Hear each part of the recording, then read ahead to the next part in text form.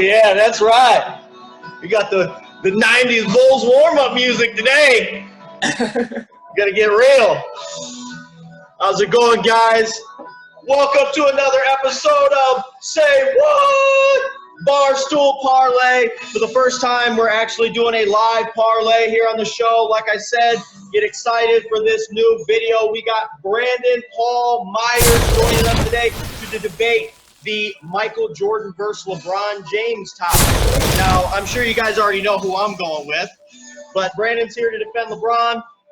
We're going to get it rolling, and we'll see what we get into.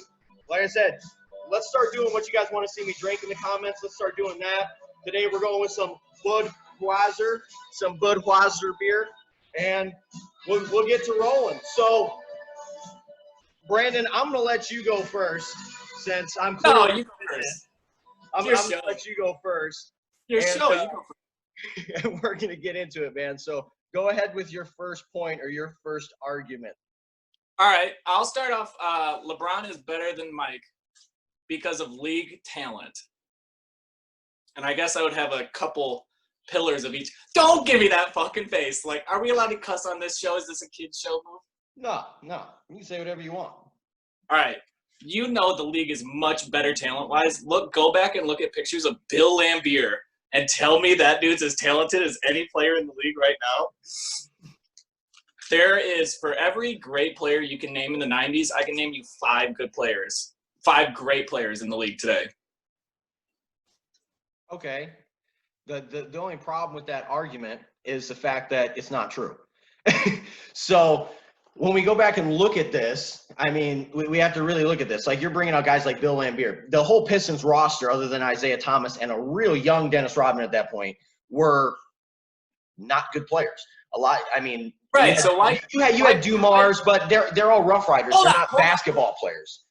They're not good players, but Mike couldn't get past them. Okay. Think about that one for a minute. I don't have to think with it for a minute.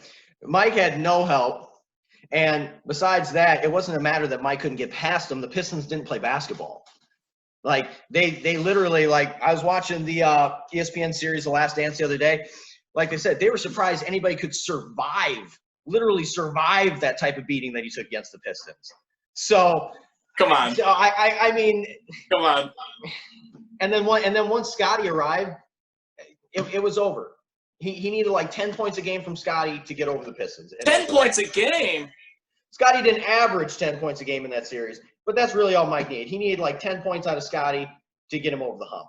So I don't buy that, because at the end of the day, my problem with the league right now is the league's gone downhill in talent.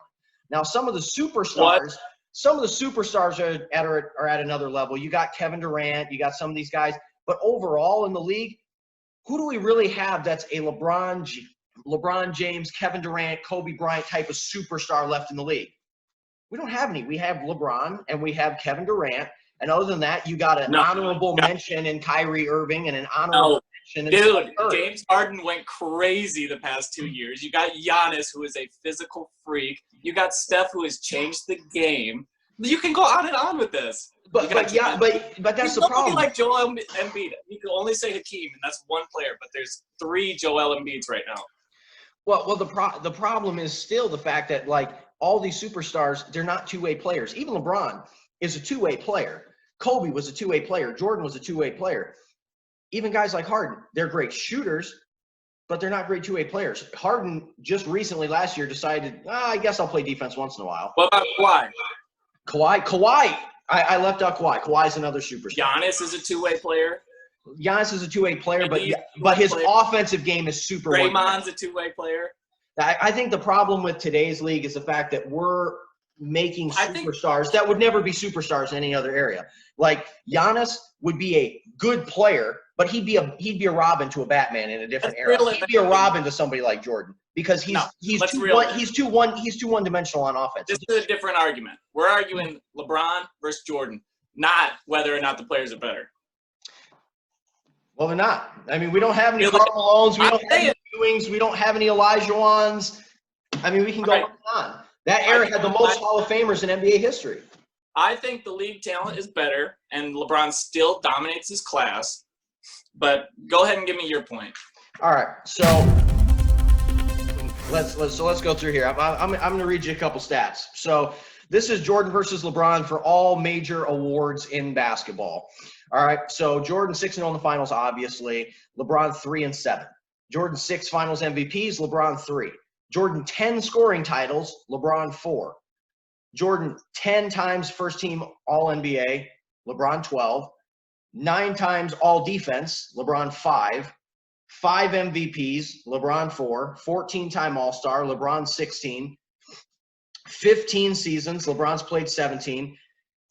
And he averaged 34.4 points per game in the playoffs. LeBron's only averaging 28.9 in the playoffs.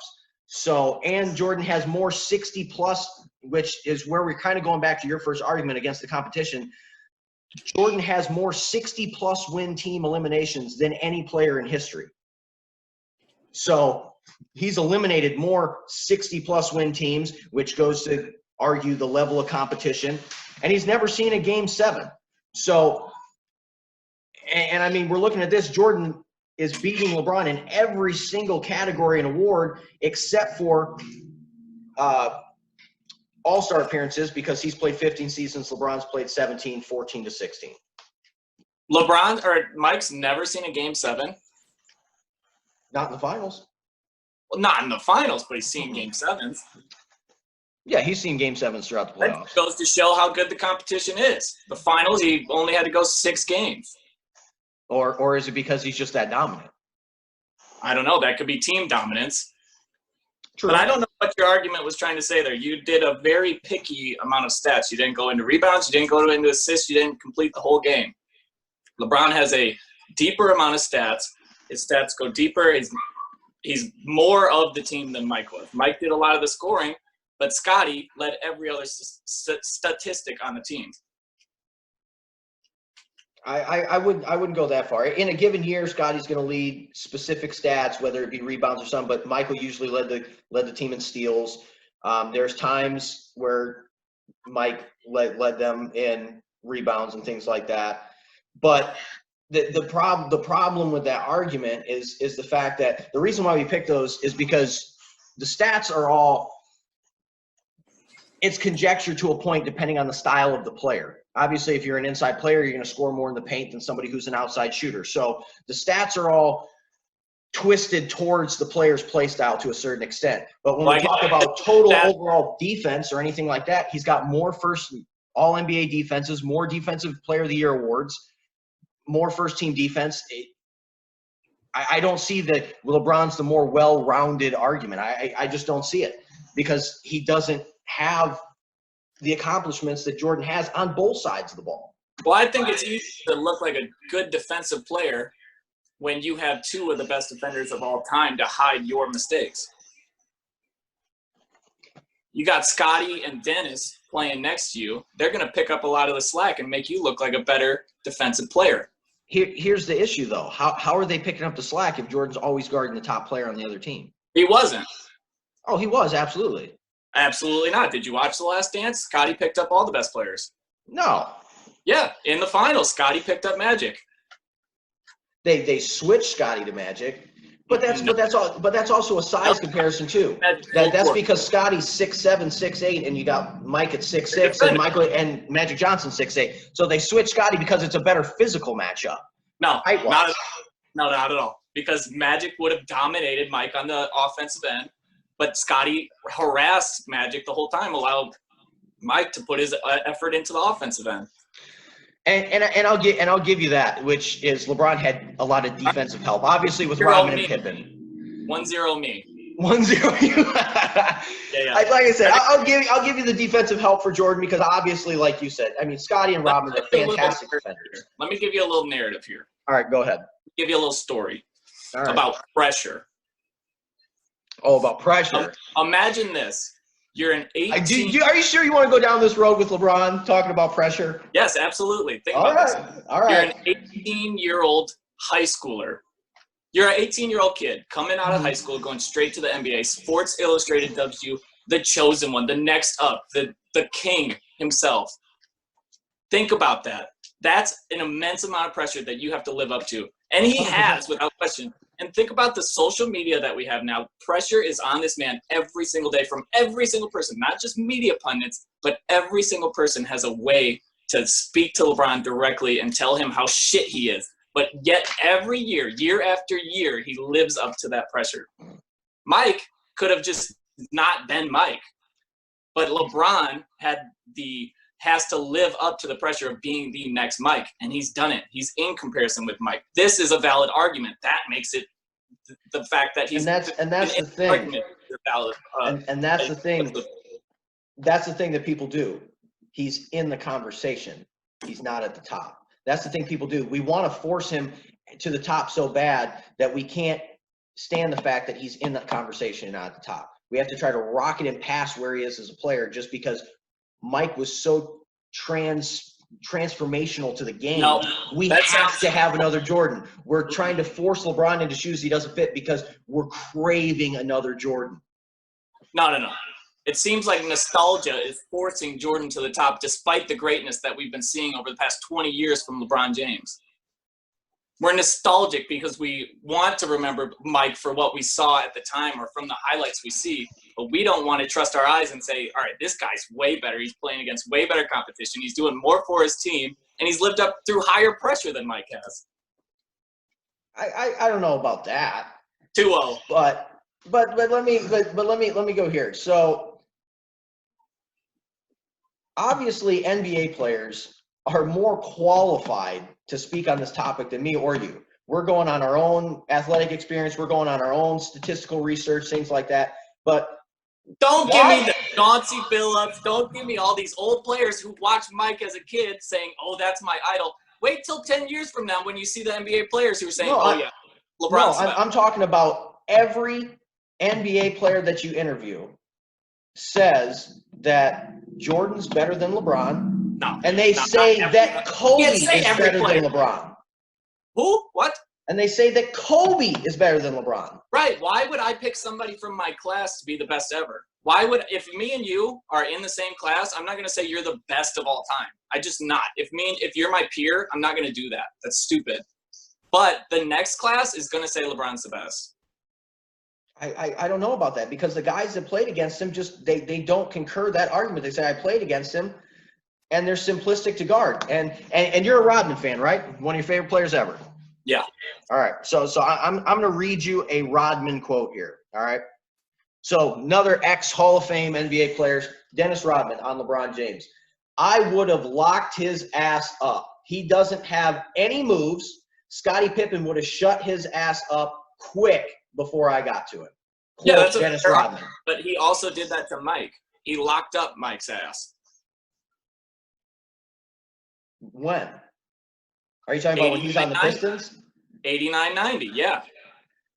I don't think Dennis, I don't even know. He was rotational on and off sometimes with Mike, but he wasn't the main defender on Mike. It was mainly Isaiah on Mike. That's when Dennis got his defensive players of the year. Isaiah was not on Mike. No way. He rotated on and off Mike. 6'1", 6'2". He was not guarding Mike. Yeah, but it wasn't about the height because they wanted to force Mike inside, and while he was on his way in, they wanted Isaiah to harass him and hopefully poke the ball loose. So, I mean, it just I can't ever get my mind around the fact that people want to argue LeBron James, and this whole debate isn't about LeBron James not being a great player. LeBron's his Hall of Fame. He's top 5. I mean, that's not what this debate's about. But it's hard for me to wrap my mind around the fact that players from this era, players from that era, and the stretch in between in the 2000s, in the early 2000s, don't agree that LeBron's better than Jordan, and they don't even agree that LeBron's better than Kobe. When they used to do these, surveys throughout the league and say, who would you rather have take the last shot? They would have Kobe listed over LeBron, and even other players listed over LeBron, voted by the players every single year. LeBron never won that poll. All right, I got another one for you. All right. Team talent and coaching pedigree. LeBron has never played under the type of team that Mike had. Name a coach he's worked under that is the same pedigree as Phil Jackson. Coaching, I'll give you that. Coaching, Mike absolutely a better. 4-0. Phil Jackson is the greatest of all time. 4-0. team-wise, you had Scotty and you had Rodman. That's it. You had Steve Kerr. Okay, that's a nice spot player. up guy. That's a role player. I mean, Harper everybody has role players. Horace Grant was nice. Yeah, but these are all role players. These are guys that aren't going to be superstars anywhere else. They're just going to be really good role players. They're going to be fill-in guys. You still had Scotty and Rodman, and Scotty's top 15 all time, top 20. Yeah. And Rodman, greatest defender, greatest rebounder of all time. That's a perfect trio. Yeah, I mean, and that's the whole thing. And right, LeBron hasn't played with that. All right. I'm gonna go into some more statistics for you here because, all right, now, I want you to name. I don't want to hear about the All-Stars that LeBron made into All-Stars. LeBron made people into All-Stars. As in who? Dwayne Wade? No. Top 20 player of maybe top 10 player of all time. Those first couple Cavs players. I think Delonte got one. Well, that first, and that's one thing I give LeBron credit for. That first Cleveland team, they had some All-Stars and they had some really nice pieces. But no, they didn't. They had trash, and he took them to the final. Yes, they did. Name 3 players off that team. What's the point guard's name? Oh man, Mo Williams. Mo Williams was nice. Trash, bro. Come on, get out of here. Who else did he play nice with? Who else was he nice with? They had Ilgauskas, who was a top 10 big man at that point. Oh, bro, that dude couldn't even walk straight. But that, like I said, I give him credit for. I didn't even name 3. 5-0, me. Like I said, I give LeBron credit for that team. I give him credit for that team because that was the first and only time I've seen LeBron actually carry a basketball team. But I mean, literally, like let's look at it. LeBron first and only time. What about 2018 when LeBron ran through the Eastern Conference playoffs and was hitting all those buzzer beaters? But that's the thing. LeBron's played in the East up until now that he's at the Lakers. He's played in the East his whole career. During the time in basketball where the East has probably been the worst it's ever been in league history. Name one team currently in the last 5 years out of the East that could have beat those Knicks teams, Reggie Miller and the Pacers, Larry Bird and the Celtics. I mean, the East was stacked. Name one East team that could compete. I'll give you. I don't know if it's last 5 years, but it'd be in the period of LeBron's career. The Derrick Rose Bulls, Big 3 Celtics, Dwight Howard Magic. Those are nice. Big 3 Celtics. Toronto, when they're in their prime, could compete. Yeah. I don't think they'd ever win a playoff series, but they compete. Oh, they would compete, dude. They were monsters. They compete, but even when they first joined, they were all out of their prime. But that's the whole point is the East you had Atlanta never even makes the playoffs. Toronto's been where's Toronto since Vince Carter left until Kawhi showed up. Sixers have been in the conference finals like 4 straight years. Yeah, but that literally goes to show you who's the best player on that team before Kawhi Leonard. Kyle Lowry? No, DeMar DeRozan. DeMar DeRozan? And what's DeMar DeRozan doing in the West? Jack. He's fine on the Spurs. But that's the whole thing. He's just an average starter. He's not special. So you got literally a team led by an average starter, not a superstar, not anybody who the league's so weak he was an all-star, but there's nothing there. And that team goes to the finals every year because the Celtics were completely torn apart after the Big 3 got broke up. The Bulls, which still doesn't make sense to me. The Bulls completely imploded their roster. You had Derrick Rose and Noah and all these guys, and you're competitive every year, and then you implode the entire roster. So the Bulls haven't been relevant in 8 years. The Celtics just this year are finally starting to rebuild and get some pieces that connect, but they're not close to being there yet. The Nets have never been anything in the last 20 years. Philly's good. Philly just got good the last couple years. Yeah, they're wildly overrated. I mean, you got Embiid because everybody's getting away from the big man. Embiid's a matchup problem because everybody's so far away from that big center in the middle of the floor. People don't do that anymore. So they're wildly overrated. you got Embiid, and Ben Simmons is another guy, great defensive player, this and that, but the dude can't shoot a layup. I mean, So we got a number of teams that we can argue were nice in the East during LeBron's tenure, but you can't argue the same for Mike's. Name the teams that were good in the East. the Hall of Fame Knick teams, Larry Bird, McHale, the Celtics. Patrick Ewing, and he never got a ring. Because of Mike. Right, but they weren't that good. He ran right through them every year. Well, they're listed as one of the best teams of all time. Why didn't you get a ring then? Because he couldn't get through Mike. Nah. You got Reggie Miller and the Pacers. Like I said, you got Joe McHale, Larry Bird, Hornish, and all those guys from the Celtics. Joe McHale? Kevin McHale. There you go. Yeah, but the Celtics they lost their prime at late 80s. They weren't competing in the 90s. They were competing. Not Larry. Oh, yeah. Come on. No. Come on. I think when Mike finally beat that Celtics team, I'm pretty sure a year or two before that they had just won a finals, or they had been in the finals against the Lakers. No, Mike didn't have to beat that Celtics team. The Pistons beat that Celtics team, and then Mike beat the Pistons. And then Mike went on a ride from 91 to 94, and then he retired, and then it went from 96 to 98. Yeah.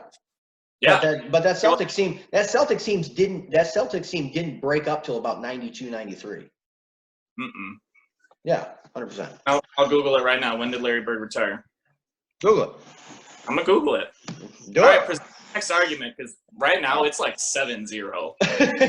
All right, so let's look at this here.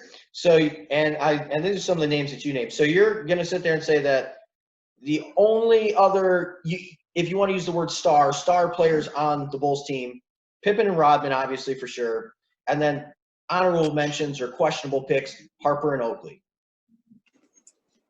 Horace Grant. Okay, we'll throw Horace Grant in there. So you got Harper, Oakley, and Grant. Okay. Let's look over to LeBron James, Dwayne Wade, Chris Bosh, Kyrie Irving, Kevin Love. Yeah, but that's not all at the same time, though. Like, you're acting like he played with them on the same team. He didn't. Yeah, so you're looking at Miami, Wade, Bosh, honorable mentions in the Harper Oakley category. Ray but Allen. Wade, not Scottie Pippen. You don't think that LeBron's ever played with anybody comparable to Scottie Pippen? I think D-Wade's right there, but Bosh wasn't Rodman.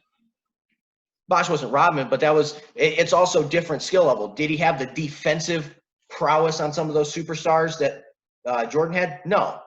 But he made it up because he had all the offensive power from those superstars. Right, it didn't fit as well.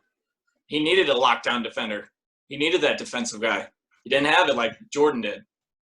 Well, I mean, when you actually look at the constructions of those rosters, you got Wade, who's maybe the best defensive two-guard in history. Yeah, but they were both slashing types. They both wanted to dominate the ball. They both wanted to slash. They had to figure out how to play together. Scottie and Jordan fit perfect. Peanut butter and jelly.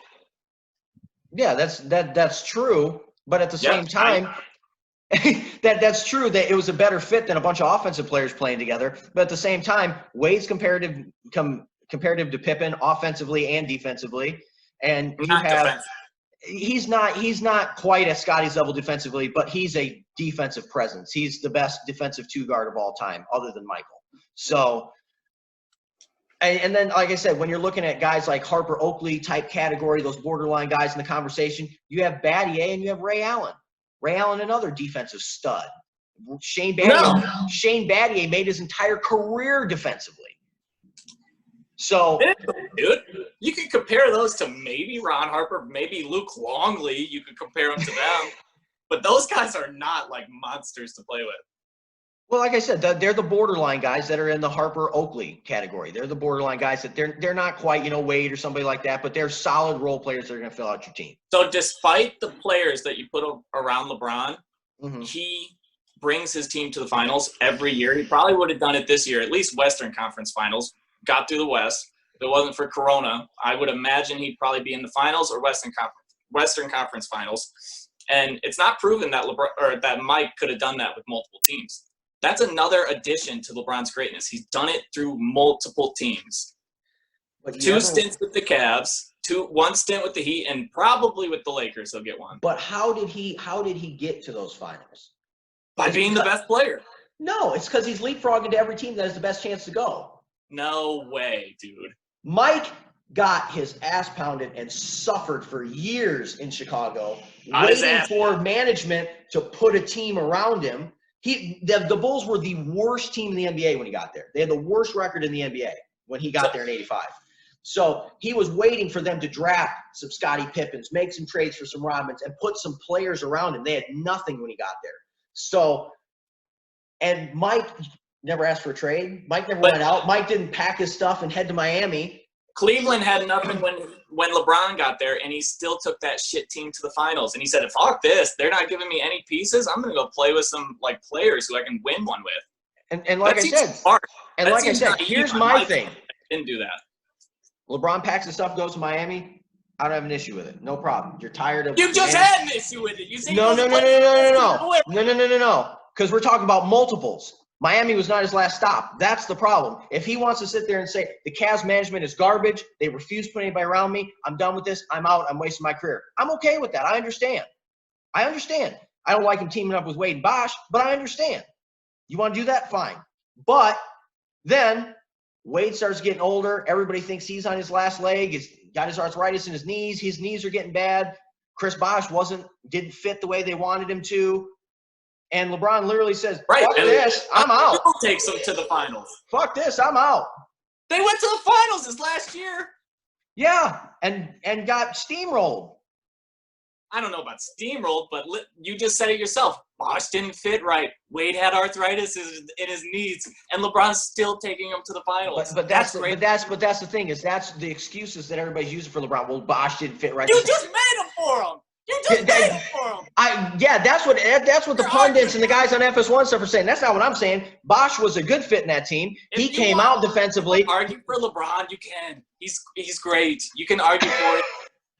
You don't have to make an argument for LeBron though, because literally when stuff got tough, he packed his stuff and said, "I'm out." They said, "I need more help." You need more help. You got Dwayne Wade, Chris Bosh, Shane Battier. You're a Magic fan, Rashard Lewis. Rashard Lewis played 5 minutes a game. He was way over the hill. That was a coaching problem, not a Rashard Lewis problem. No. Everybody can see talent. If you're still got it, you're getting in the game. Eric Spoelstra. One of the problems with that team was, like you said initially, Jordan had Phil. Spoelstra, that was a fucking disaster. I like the Heat. I'm a Heat fan. Spoelstra was a disaster. I mean, you had Michael Beasley score 12 points in 2 minutes, and he doesn't even he doesn't play. So. But I mean that roster, when you put that Miami roster on paper, it was the best roster in the NBA on paper.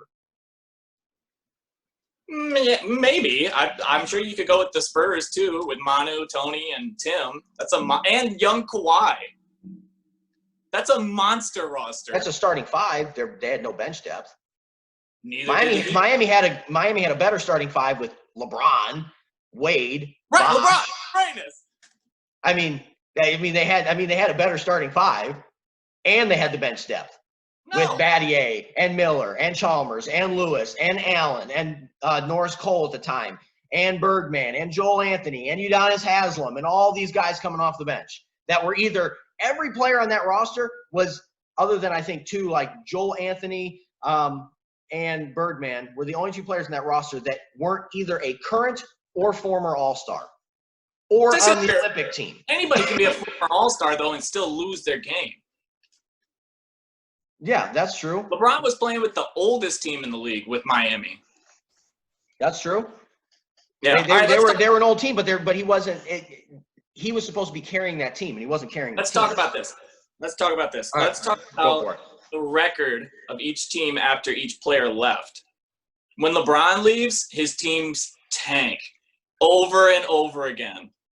When Mike left, his team, I think they went to the Eastern Conference Finals, won 55 games, 2 games less than the year before.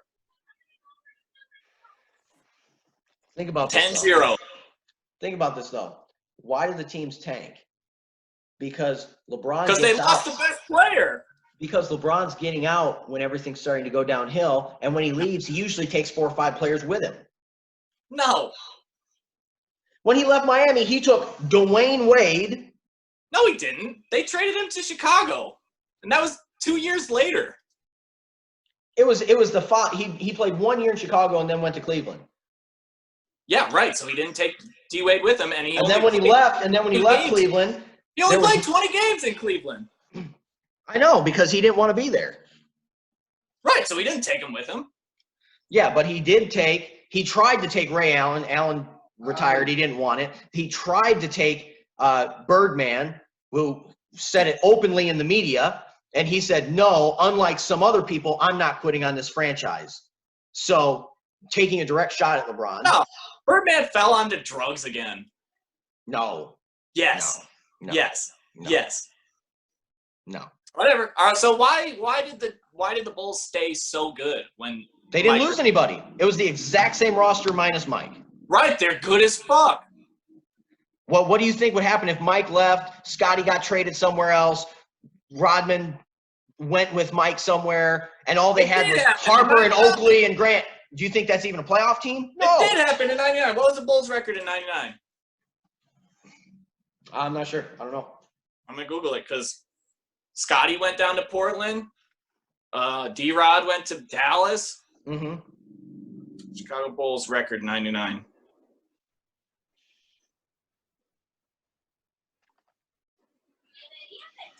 They played really good that year, 17-65.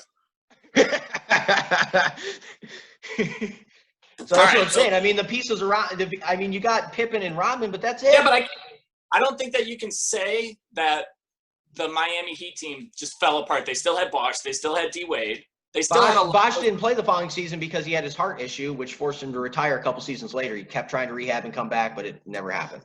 All right, 10-1. So, you. And so, I mean, that's just the one thing. But let's get into a different argument here. So, all right, how about sustained greatness? I mean, the difference between them is only 2 years. LeBron's been a couple years long. He's played 17 years. Mike wasn't the best player with the Wizards. Well, no. LeBron's been the best player for 18 years straight. I don't know if I'd go One that or far. two, you can say Kobe for the first 6 years of his career. Yeah, and then towards the back half, there's been times where he's been the best player, and there's been other times, like in the finals, where he refused to guard Kevin Durant, and Kevin Durant ate him alive. So. Yeah, but Kevin Durant was playing with the Warriors. Yeah, but I mean, there's arguably times you could go back and forth between Durant and LeBron. So he hasn't been hands down like Jordan his entire career up until the Wizards, where he was just playing for fun at that point. And Jordan, that was one thing that was unique about Jordan. Fun. He's basically playing for fun at that point. Player in the league of all time is just playing for fun. When he goes to the Wizards, he knows he's not winning in Washington. He's just out there playing because he's like, well, I want to get a last couple seasons out before I can't play anymore. No. Yeah. That's the most competitive man in the history of the world, and you think he's going out there just to lollygag around and lose? He obviously wanted to win the games. Jordan, we know Jordan's mindset is unreal. He's competitive. But do you think when Jordan signed that contract with the Wizards, he really thought he was going to win finals? Maybe. No. Maybe. No. Yeah. And the most competitive man in the world made an open statement to the media and said, because that's when the Wizards had just drafted Rip Hamilton, and he said, this is Rip's team. He was basically, his final season in Washington, he would get 20, 30 points here and there if they needed him in a big game. But other than that, he took a back seat and let Rip control that team. He was trying to mentor him to be the next superstar and take over that team because he wasn't going to be there. No. It's kind of a rumor that he was the reason that Rip got traded for Jerry Stackhouse. Yeah. I haven't heard that rumor. Well, then I'll take your word on it, but I haven't heard that one. So Rip got traded for Stackhouse because Stackhouse went to North Carolina like Mike did. So here's a question for you. Karl Malone, where do you rank him? Do you think LeBron's better than Karl Malone? Yeah. Why? Because he never got one. LeBron's got 3. So just based on the rings. What could you say the mailman does that LeBron couldn't do? Okay, so I'm going to read it to you. Karl Malone, 36,000 points, LeBron 32. Karl Malone, 14,000 rebounds, LeBron 8,000. 5,000 assists to LeBron 8,000. 2,000 steals, which he's not even a guard. He's got more steals than LeBron. 2,000 to 1,900. 1,100 to 921 blocks. 5,400 turnovers to 41. 51% field goal percentage to 50. 27.4% from three. Obviously, he's not a three shooter. LeBron beats him there at 34.3. Free throw percentage 74.2 to 72.6. So he beats LeBron in almost every statistical category. Stop. Because if you want to go career statistics, every single category, LeBron beats Mike in.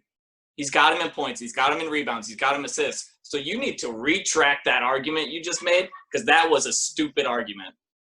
Well, the point of the argument is not because I don't think Karl Malone's better than LeBron. The point is the fact that somebody who's not as good as Mike outscored LeBron, out-rebounded LeBron, got more steals than LeBron, more blocks than LeBron, and he shoots a better field goal and free throw percentage than LeBron.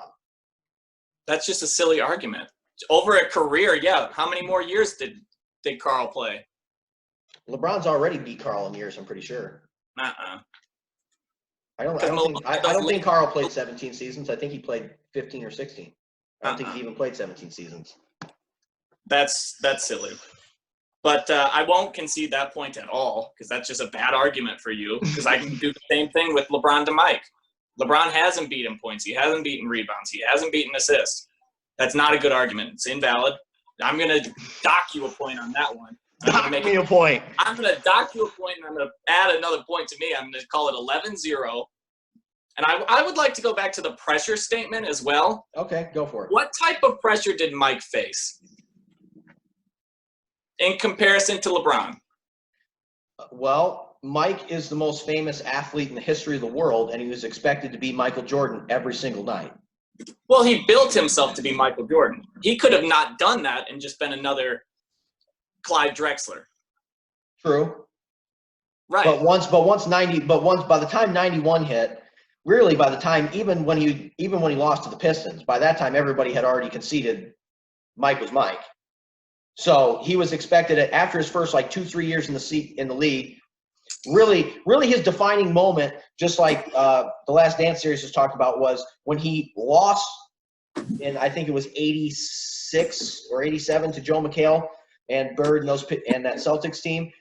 When he lost that series. I've been watching the Soup.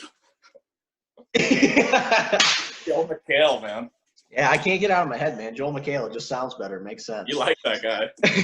But when he lost to that Celtics team and was averaging 50 points a game in that series, that's when it was transformed and Bird made the statement that was God disguised as Michael Jordan. That's when he became Michael Jordan. And from that point forward, he was expected to be Michael Jordan every season, every game, year in, year out. He was just expected to win. Well, that's the expectation that LeBron's had ×3, though, with the social media, with the coming straight out of high school, being compared to Mike since day one, and still living up to that hype and making it to this mantle. It's more pressure, and he's pretty much made it through the pressure. He's won.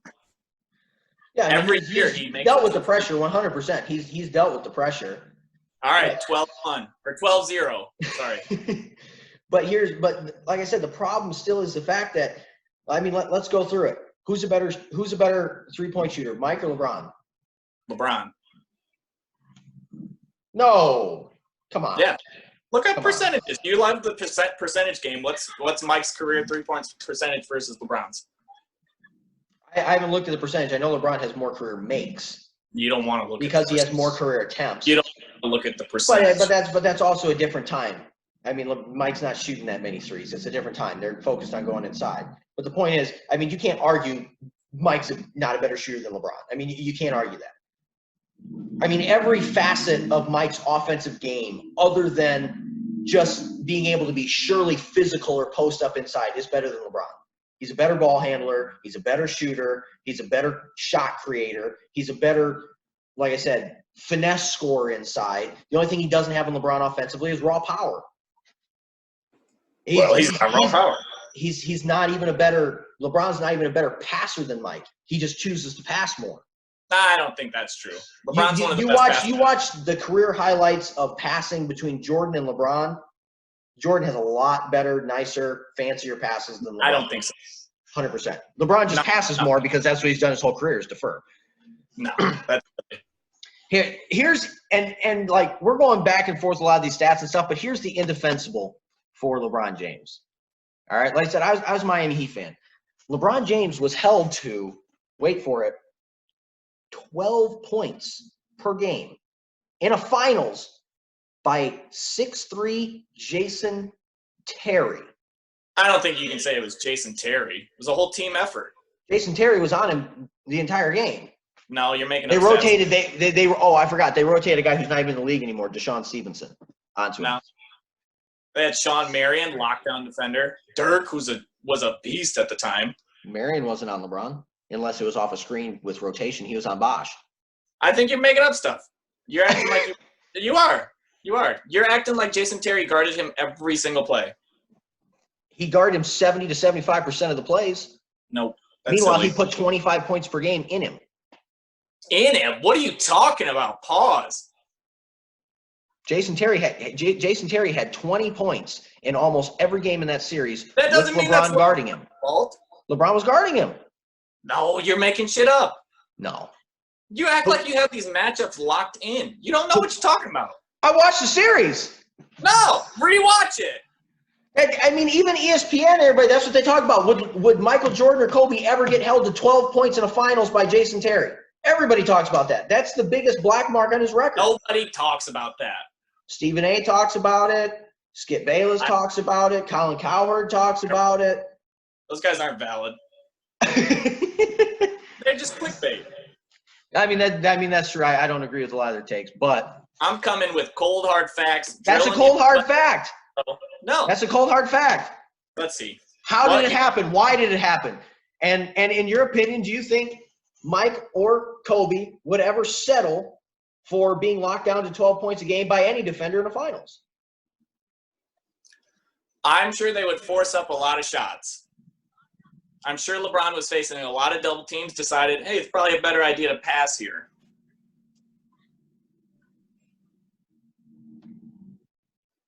Points per game. I'm looking up the stats. You're the greatest player of all time. 12 points per game? I don't think that's correct. 2011? I'm not sure which year that final was. It was 2010, 2011. I think it was either 11 or 12, I believe. Let's see. I gotta find this. I don't know how to find it. Yeah, the final stats are tough to find. It took me a while just to find what Jordan averaged in the finals. It took me like 30 minutes to actually find this actual just highlighted final statistics. LeBron averaged 18 a game. Okay, so he averaged 18 a game and was held to 12 points in multiple games. He had 18 points, 8 assists, 2 steals. Okay. 11 rebounds.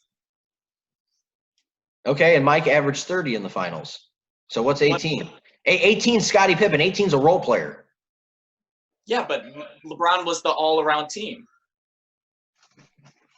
That was their first year together too. They had to learn how to play together. That was the first year together, and they played a really weak Mavericks team. Dirk was over the hill. Jason Terry was over the hill. I think Sean Marion only played like 2 seasons after that. He was on the last legs of his career. No, that was a weak Mavericks team. Dirk was not. That wasn't the same Mavericks team that Wade beat by himself with Bosh or with Shaq. Chandler, they had Jason Kidd. They had some monsters on that team. They had a bunch of guys who were over the hill. That team got broken up like 2 years later from retirement and just, hey, we want to move on. No. Well, I'm going to go ahead and recap. League talent alone, you conceded that the talent's better now. No. You conceded that the pressure was more for LeBron. No.